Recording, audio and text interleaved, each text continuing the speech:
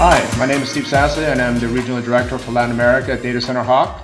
We are here today with Nelson Fonseca, President of Syrian Data Centers. Thank you, Nelson, for joining us today in this Hawk Talk. Oh, thank you, Steve. It's great to be here. So, Nelson, you've been around this industry, a long time. You and I are both based in Miami. You and I have a little bit of a history with the NAP and TerraMark. Obviously, you have a much bigger history with the NAP and TerraMark. Tell us about your extensive background in the data center industry and your journey to where you are today as the president of Syrian Data Centers. Yeah, Steve, we do go way back, so I'll give you a little bit of my background. I actually started more in the network industry. So when I got out of school, my first jobs were with Nortel Networks and Bell Communications Research. And at the time, we were privatizing some of the largest government-owned network providers in Latin America, right? So that was kind of my first start.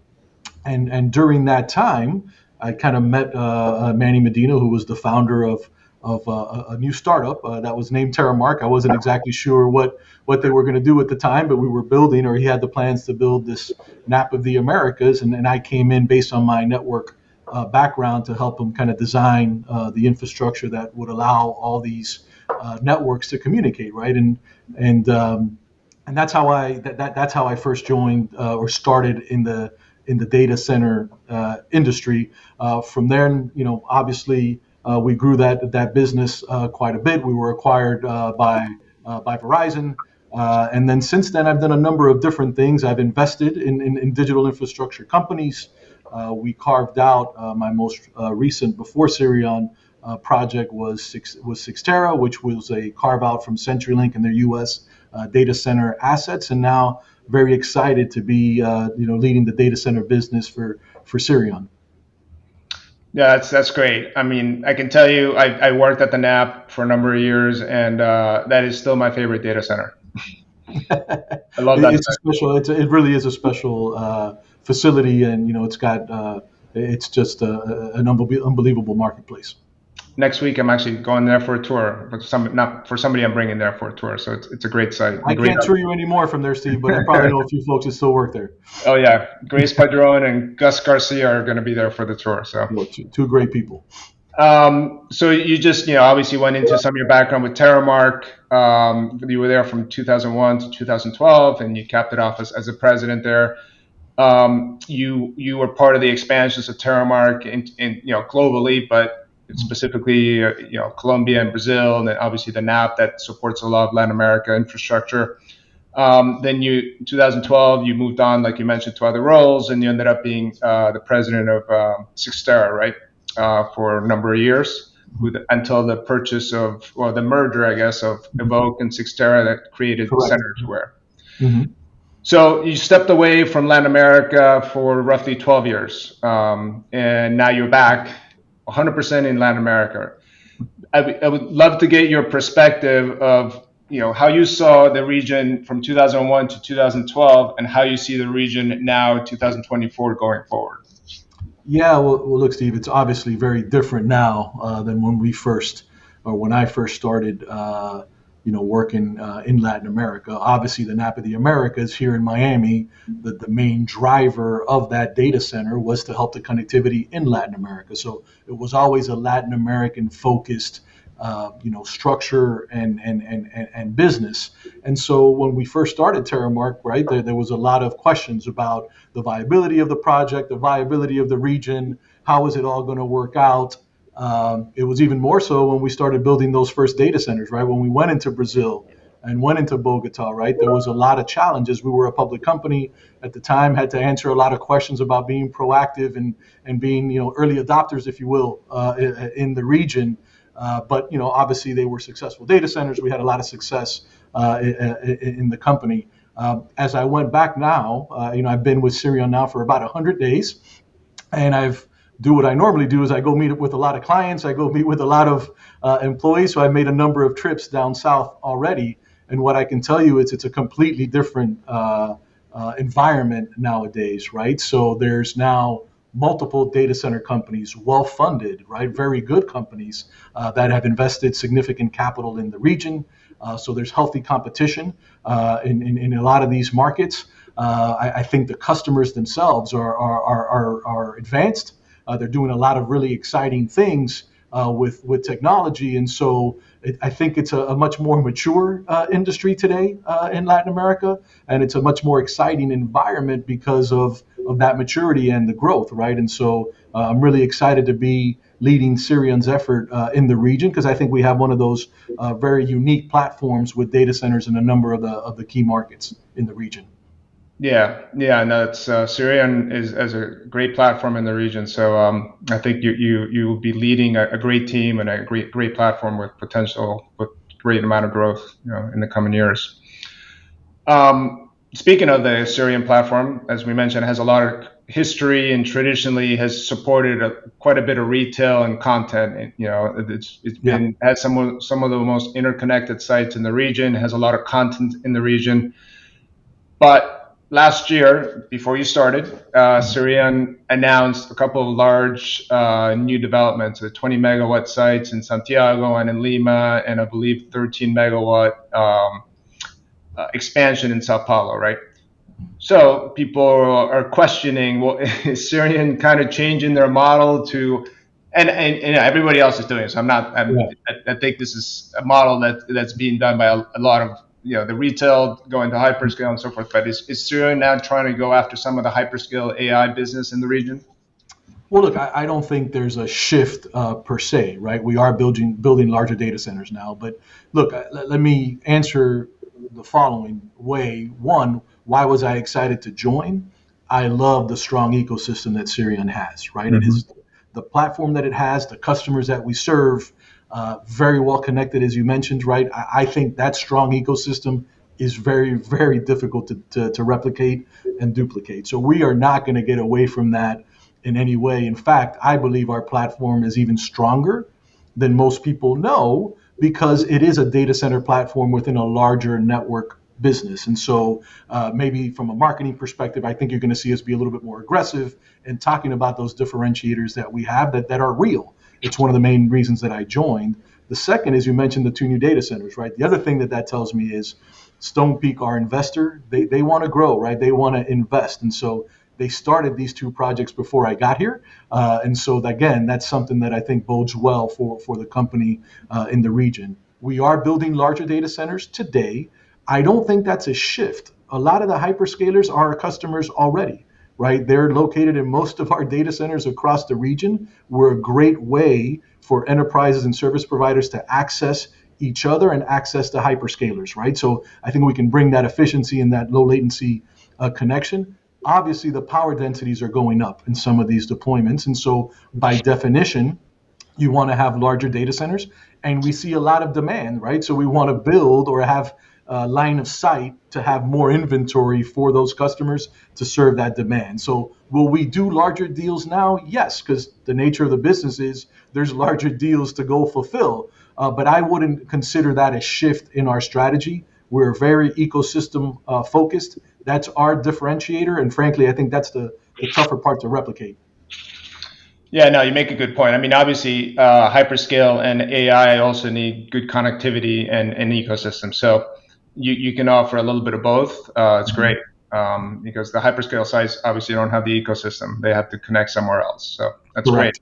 Correct. Now, in these new sites, will you be incorporating maybe in some of the data halls some liquid cooling or something to be able to offer higher density racks? Yeah, so we are going to be able to support higher density racks. Each one of these data centers is different, right? So everybody looks at Latin America like a broad region, but every country is different. Every market is different. So we have different techniques, not only in these two new sites, but in our current sites, to already support higher density racks, right? Yeah. Obviously, depending on the data center, there's different ways to do that. You can put some infrastructure in the back of the racks. You can use some kind of water cooling. There's some of the even more advanced, kind of to the chip cooling. There's a lot of things that are going on in the industry. Our take on this is let's make sure we build a flexible data center with flexible infrastructure. We're not doing a build to suit for a customer. So what we want to do is be able to support the workloads and the requirements for many customers. I think that's a benefit from our designs. I think it's a differentiator, and that's how we're approaching those higher density racks. Okay, great.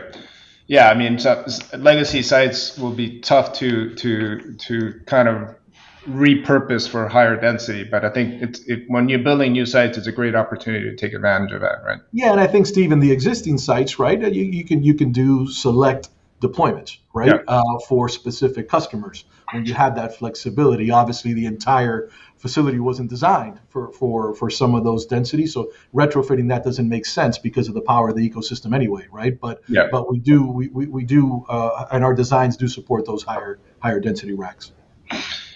So it's kind of building on that. There's now that I guess the buzzword is AI, obviously, right? It was cloud before that, and so forth. We've had many buzzwords, but AI is real. There's an AI tsunami coming. I think in the U.S., just to give you some numbers for the U.S. Commissioning, in our data, we see power doubling. The commissioning is doubling every year, right? Mm. So there's quite a bit of power that's being absorbed in the U.S. market. Um, so for Latin America, do you see that coming to Latin America in the near future? And if you do you think that the region is ready for it, and eventually Syrian is ready for it, right? Yeah, look, I think there's definitely growth in power consumption, right? There's no doubt about that. We see that in the demand. I think it's at a different rate and at a different timeline than it is in the U.S. Right? To me, that's always been the way it's been in Latin America, right? So you're going to get that growth, you're going to get it, but you're going to do it in maybe a different timeline and maybe potentially in a different scale. So we see that coming. Um, I think the region is more prepared today than it would have been, even just a few years ago because of the number of high quality providers that are in the region, right? With good experience, with great leadership, with good investment, well capitalized. So I think the region is ready. As ready as it can be, right? I question with some of this demand that's out there, right? The amount of megawatts, gigawatts of demand that are out there, even in the U.S., right? I don't know how ready we can be for all of it. So I think that remains to be seen. The step function here about the usage of power, as you mentioned in your power consumption, numbers, is just really really high, right? And so the industry is gearing up for it. We're going to be able to support a lot of it, but it's going to be interesting, right? And I think we're all going to learn quite a bit over the next couple of years. In Latin America specifically, I think areas like Brazil, right, have an interesting role to play, right? They have great uh, renewable strategy there, which is very important to a lot of the hyperscalers as well. So I think it's going to develop well. There's definitely growth and tailwinds. There's no doubt about that. Yeah, Brazil. I mean, the renewable story in Brazil is a great story. I was just doing some research. I think by 2026, 95% of their energy is going to be renewable. They've done some great things with wind, and especially in northern Brazil, Yeah. in with hydro as well, and with solar. We were talking to a wind farm in northern Brazil that says they can offer power directly to a data center from the wind farms at like 5 6 cents a kilowatt hour, which is great. It's great pricing. No, it's great pricing. Like I said, there's some really exciting projects there in Brazil, right? And I think we're going to see that throughout the region as well. So I think the region will be as ready as any other region, right, for the Yeah, tsunami that's coming. yeah. I mean, hopefully Latin America has learned from some of the other regions like Europe and Asia Pac. Especially what happened in Europe and Ireland and in Amsterdam, right? So it's lessons learned to so they don't happen again in Latin America. But I think there's a great potential for the region to take some of this AI business and grow. Agreed. Yeah. So today, Serion operates 18 data centers in 8 Latin American markets. But so far you have stayed away from Querétaro, Mexico, right? As you know, there's power constraints in Querétaro. It's not an easy market to penetrate, but still seems to be a demand by the hyperscalers to go into that market. Hmm. Do you see Syrian going into Querétaro, and or maybe doing something closer to Mexico City to support be closer to the eyeballs in Mexico City, or do you see doing something in Querétaro to support more of the hyperscalers? So let me answer this one carefully, Steve. So I think the way I approach this. One, all these data centers were in place, this strong platform before I got here. Even the two new construction projects, which we're very very excited about. And to me, the exciting thing about the company is our leadership position regionally, right? Hmm. There's a lot of customers that need to be in more than one Latin American market, and we are a logical, partner to do that. And so we like every single market that we're in. The demand in every one of those markets is strong, and that's why I don't think you're going to see us just stop with expansion in Lima and expansion in Santiago. We want to expand in all the markets that we're in. That being said, Mexico is one of those markets where ideally we could continue to expand and take advantage of some of those opportunities. I won't speak about a specific region or a specific timeline, but if you go through kind of the strategy of the company, is we want to be the leading provider regionally, and having a larger presence in Mexico helps kind of fortify that position that I believe we already have. Yeah, yeah, And there are power constraints in Querétaro. You know that, Steve, right? That's well publicized, yeah. right? But I do think there, as you mentioned, there are a few, potential opportunities out there that could help that situation. So the rumor is that you've purchased some land in Zona Franca de Tocancipá in Bogota. So does that mean that you will be launching a 20 megawatt site in that region?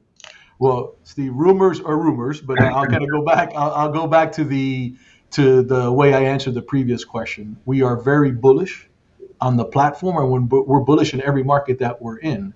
So I suspect that you're going to see expansion in all of those markets, and the only question is when, not if. No. So I think that's the first part of the answer. The second part is, as we build new data centers, they're going to be of the larger variety. Not because we're abandoning the ecosystem. In fact, we're going to extend the ecosystem into those new data centers, but only because the demand is high and the power densities are up, right? And so I think you're going to see that throughout, throughout the evolution of the Syrian data center business over the next couple of years.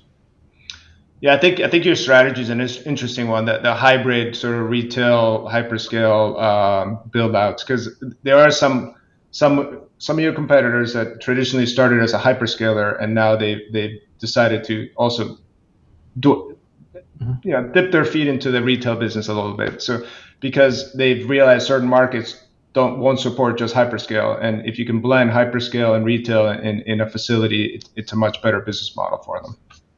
Steve, it's an interesting point, and one that I'd like to comment on. Sure. My belief, and this is something that I've kind of evolved over the last 20 years, or I guess 25 years now that I've been in the industry. The ecosystem is the hardest part to replicate, right? And when you have a strong ecosystem, you want to continue to build on that. The other thing that I think is important to note is it's an easier shift to go from supporting ecosystem type colocation or retail type colocation into building larger data centers than building hyperscale build to suit one tenant data centers as your experience and trying to move into the ecosystem. I don't think those transitions are as simple. And so I like the position that Serion is in, where we can kind of take that ecosystem and build larger facilities than trying to figure out how to create an ecosystem maybe in a new data center. And so again, maybe folks may disagree with that, but I feel pretty strongly that that's the position that you want to be in. Oh, I agree. I mean, I used to work for a provider that is very big on ecosystems, and building those ecosystems takes 10 plus years. It's not something you can do overnight. So it takes a lot of work, a lot of effort, and it takes a lot of time. So I totally agree with that comment. So you mentioned Stone Peak earlier, as obviously being the owner of Syrian, and I believe they purchased Syrian in 2022, right, and created the Yes. company. Yeah. Stone Peak also owns Digital Edge in Asia Pac, and they have some interest. They own Cologix and a stake in CoreSite in the U.S. Is that accurate? Okay. That is correct. Yeah.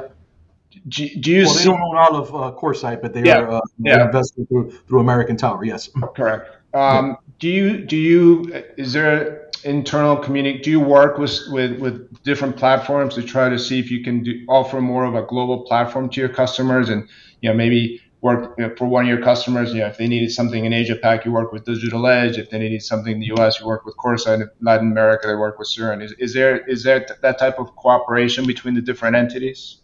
Well, look, I think a couple of things on that. So, one, with Stone Peak, right? They've kind of, and one of the reasons that I was attracted to the Syrian platform is Stone Peak has decided that Syrian is their investment vehicle for digital infrastructure in the region, right? Hmm. So, whatever we're going to do in the region, we're going to be doing it together. So, I like that approach from Stone Peak, and again, a very well-respected infrastructure fund that I've known for many years. They've obviously done other investments, like you mentioned. I think the way I would answer that is each one of those investments is independent, right? They all have different ownership structures, different strategic objectives. So there isn't a coordination from that perspective, but we do share many of the same customers, right? We do have some of the same strategies.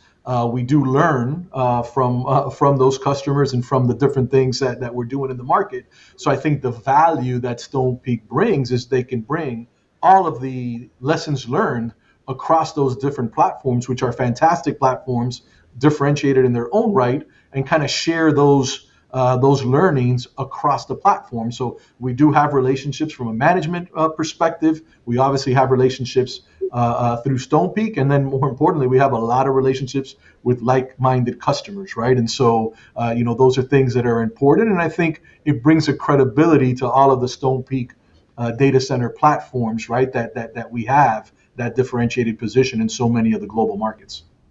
Great.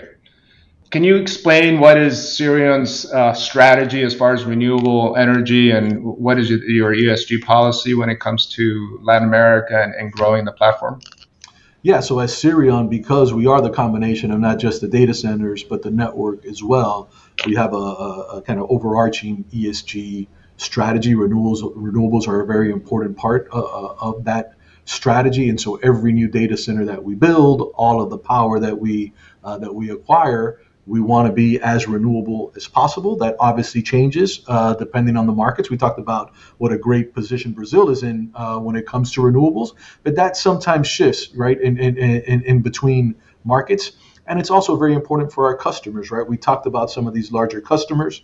They are our customers.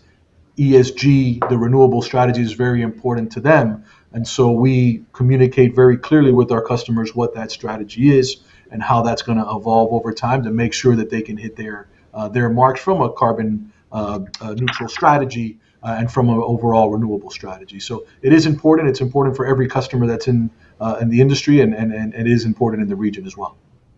Yeah, and I think the region, Latin America, is way ahead when it comes to renewable energy than even the U.S. Right? I mean, the I agree. percentage in some of these countries are very, very high with renewable energy and the efforts that they've done.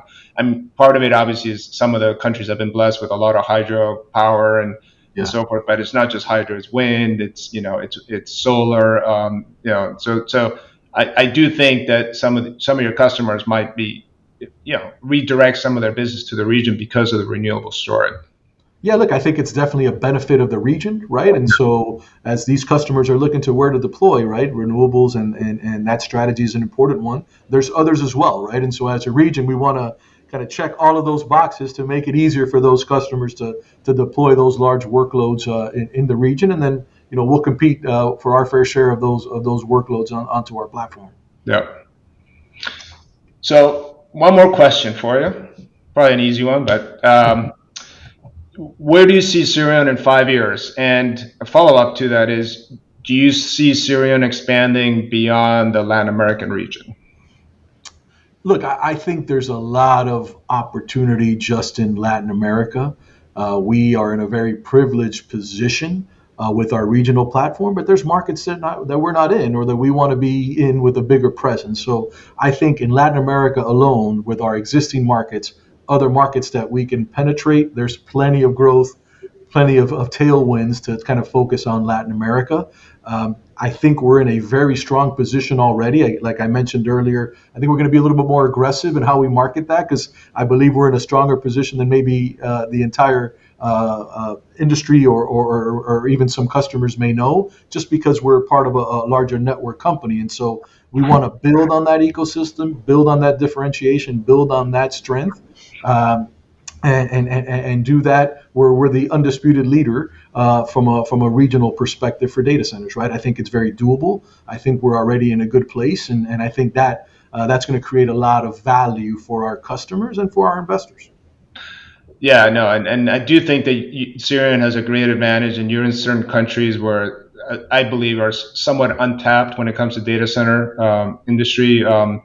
These are large countries that require a lot more infrastructure, like Peru, Yeah, Argentina. I mean, you have histories in both those countries that I think Argentina today has 50 megawatts of commission capacity. Peru has 13 megawatts of commission capacity, which is nothing compared to the population and the requirements. So those correct. are two big countries that I think you guys could capitalize on that nobody's going into at the moment, right? And it helps that we're the strongest ecosystem there already, right? So Yeah. that transition from being the leader in the ecosystem to some of the other larger workloads, I think is it's never easy, right? But I think it's down the fairway for us. And as far as you mentioned that you're part of the larger, obviously, Syrian network, you obviously collaborate with them and you use their network to interconnect the data centers. Is that something that you will continue to do going forward? Yeah, so we do want to connect all the new data centers, obviously with fiber to extend our ecosystem, and we're going to do that as Serion, right, with our network. But I think the same way we always think from the customer perspective first.